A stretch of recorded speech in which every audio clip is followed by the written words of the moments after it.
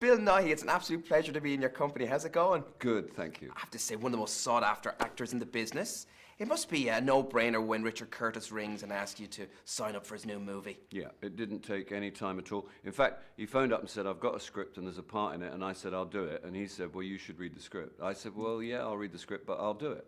I've worked with him twice before, and it worked out pretty well. I did Love Actually with him, and I did another thing called The Girl in the Cafe. And on both occasions, it not only turned out to be something really worthwhile, but also I enjoyed it. I like him very much as a man. And then I read the script, and it's all about my favorite thing, which is music.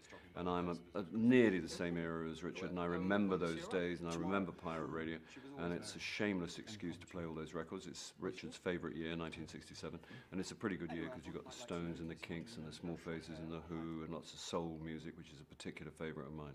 Brilliant. What is he like as a director, Bill? Because he comes across, I'm a huge Richard Curtis fan. Like as a kid growing up, I adored Blackadder, and then of course Mr. Bean, and he's just one of the best writers the UK has. But then as a director, then you know when you get to know the man, but then when we start working professionally, is there a big difference? No, it's seamless in terms of his general style. He's a very easy, cool, classy guy, endlessly courteous, bright as anything. He's one of the most intelligent people. And as a director, he's exemplary, and he really can communicate it. He really can help. A lot of directors can't. They can do lots of other things. They can cast it very well, or they have an overall vision which is complete. Richard has kind of everything, and I always feel that I'm in very safe hands, and he knows what's funny, and he knows what's going to work and what's not. When he knows how to make people laugh all at the same time. It's a rare-ish gift. Did you feel that back in 2003 when Love Actually came out, did you find that a major turning point in your career? Yeah, it absolutely changed the way that I go to work. It changed a lot of aspects of my life, in fact. If you're in a Richard Curtis movie and you've got a reasonable part, you know that half the world, or a large fraction of the world, is going to go and see it. More people saw me in Love Actually than probably had up until that point seen me in everything else I'd done in the whole of my career. And it was a very good part, and people have an affection for old rockers. And, you know, I played a couple. And so it absolutely meant that rather than having to go and ask people for work, people came to me to ask me to go to work. So which for an actor is a massive change. I found a great quote from you, Bill. It was in regard to choosing roles. And you had said, I think this was a few years back now, but you said, there's something about an extremity of character that draws me into certain roles. And when you read the script for The Boat That Rocked, I know it's very... That sounds rather good. Did I say that? It does indeed. Wow. When you read the script for The Boat That Rocked and then you read Quentin, what did you first think of the character? I thought it was a marvellous character, and a very interesting character because the way he's placed in history. It's a very nice, obviously a nice part for me. I'm the older guy, we've got all the younger guys who are the DJs, and I'm in charge. It's my boat. He's got some lovely scenes. He gets to dance. You know, what more do you want? But also as a phenomenon, a man of my age in 1967 spans an interesting little part of history in as much as that he would have fought in the Second World War.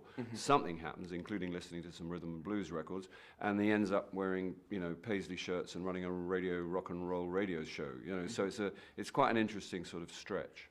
How important was pirate radio back in the 60s? I know when I was growing up, pirate radio was hugely important for the dance music scene because that wasn't being really allowed on a lot of the commercial radio stations when the dance music scene was really at its height with house music. But back in the 60s, it was a huge thing, wasn't it? Yeah, it was absolutely massive. It's kind of weirdly important. You can't really describe it now because you went from listening to your mum and dad's music, which was deeply conservative and was basically men and women singing while standing still wearing nice clothes about the moon and the stars, to Jimi Hendrix in, you know, tight velvet loon pants burning his guitar. It was like a big radical change. Incidentally, on the subject of house music, you should talk to Nick Frost about that. He loves his bit of hard house. Yeah, and he will tell you all about, and you would be able to shoot the breeze very happily about that because he knows about all the pirate radio in that respect, as you say. But yeah, no, it was absolutely, there was nowhere else. You couldn't hear it. There'd been no other outlet. The BBC played 45 minutes a week of what you might call the new music, and guess what? They didn't play the right stuff. So there was nowhere, and then suddenly there was this thing. You could find it on the dial, and you could hear everything, and it was a very big deal. Because the film, The Boat That Rocked, even though it's a film about friendship, it also showcases just how important music is in people's lives. I've another quote, Bill. Oh my another God. quote Oh my God. from your good self. It goes, if I'm in trouble, I go to Bob Dylan. And if I'm feeling really good, I go to Bob Dylan. That's absolutely You absolutely adore Bob Dylan. Yeah, I am devoted to Bob Dylan. He is the single most important artist in my life. I don't have any history of folk music. I don't know what happened. I was listening to soul records. I was listening to Marvin Gaye, Aretha Franklin, Otis Redding. I saw in the newspaper this expression, genius folk singer. I'd never seen genius written down before. It was before he was big, and I went to the record shop. I said, you got any Bob Dylan? They said, we never heard of him. They said, go to the bin with D. So I went to D, got the first album, and went this guy with a guitar and a harmonica. I had no history listening to that kind of thing. He was singing songs like, see that my grave is kept clean. Who knew? You know what I mean? Fixin' to Die. I was 15, I think, or 14, and it drove me nuts. And shortly after that, it drove most of the planet nuts. And I left home on the strength of the first album. Is that true? Oh yeah. Where did you go to? The first time I went to the south of France. I was on my way. Shows you how long ago it was. I was on my way to Persia, now called Iran. I was going to go to the Persian Gulf. It was really the Gulf bit. I thought that sounds cool, the Gulf. So I was going there. I got as far as the south of France and got very hungry and had to come home, and it cost my dad 25 quid, and it took me about 3 years to pay it off. That's fantastic. But then I subsequently ran away again to Paris to write the great English novel, and I didn't write anything, but I had a really good time. Oh, that's fine. Speaking of travel, you're going to do an awful lot of traveling now with the Boat That Rocked, and before we start the interview, you're going to be heading off to Australia. Yeah. That's going to be a nasty old flight. Yeah, we go there tomorrow. We come back from Ireland tomorrow into London. We have a couple of hours, and then we get on the plane and go to Australia. And we go to Melbourne, and we have a premiere in Melbourne. And then we go to Sydney, and we have a premiere there. Then we come home, we get 2 days off, and we go to, I think, Italy and Spain. And then we go to Amsterdam and Germany and Copenhagen and all kinds of places. But it's fun because everybody's cheered up by the movie. Everyone's cheerful about it. Everyone's happy to see us. The press we've done so far. It had a wonderful opening in London. They had this massive thing. Paul McCartney came, and then we had go-go dancers in Leicester Square, and it was a rocking night, and everybody seemed to dig it. And so it's a nice thing to spread the news. Well, you're working with people like Nick Frost as well, who you've worked with before. Yeah. And I've had the pleasure of meeting Nick before, and he's a true gent. And, you've worked with himself and Simon Pegg a couple of times before. Yeah. Do you think you'll ever get to work with them again? I hope so.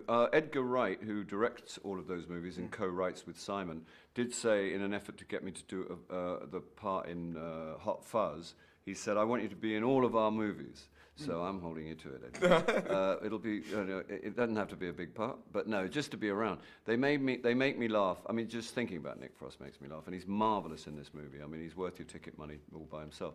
And Simon as well. They're just genuinely lovely blokes and very, very funny. I had to bleed to death in the back of a Jaguar in Shaun of the Dead. That was my job. I had a tube coming up my trousers with fake blood coming out of my neck. Yeah. And it was a horrible job on paper, and it was the hottest fortnight in the whole of living memory. And I was sitting in a pool of congealed fake warm blood for 14 days.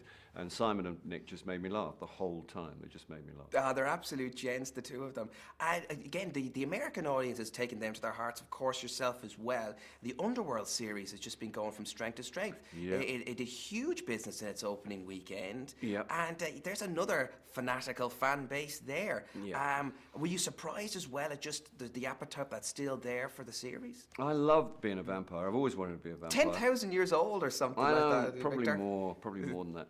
I love it, and they're very nice people, the people that make the movies, and I love the whole phenomenon. It's daft, and you have to have a laugh because you're drinking and the last one, I drink my daughter's blood in order to find out where she's been. The sense memory that's contained within her blood corpuscles. I love all that stuff, and I love when it gets daft, and I get to wear a battle skirt, which is always a good thing. Bill Nighy, an absolute pleasure to be in your company. I could sit and talk to you all day. Thank you so much. Thank you very much indeed.